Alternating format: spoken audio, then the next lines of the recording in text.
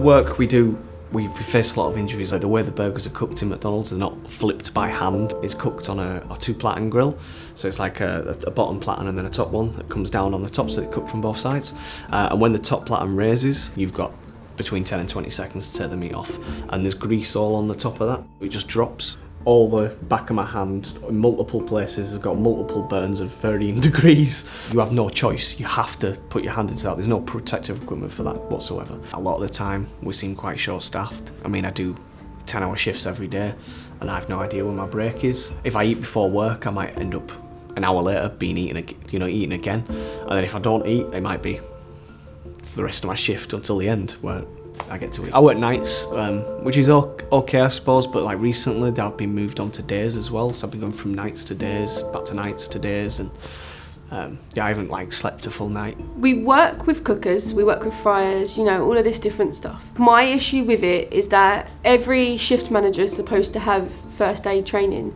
So when there are shift managers who are telling you to do the wrong things that can actually make things worse. Like, I was told to put an ice cube on a burn from a fryer, and at the time I did it because basically I was going to go up the back and run it under cold water, which is what you're supposed to do, but it was so busy that they told me to get back on floor and just put an ice cube on it.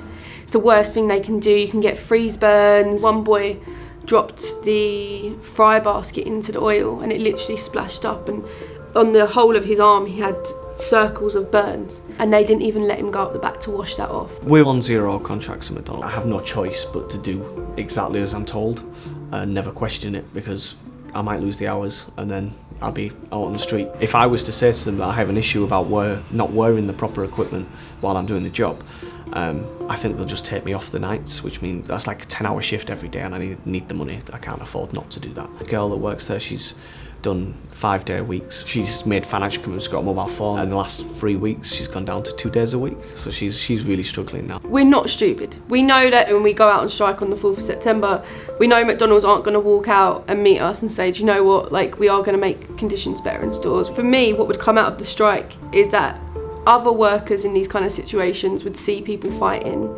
and decide for once and for all that they don't have to put up with it anymore. We don't have to just sit back and take it. We can stand up together and we can change things together.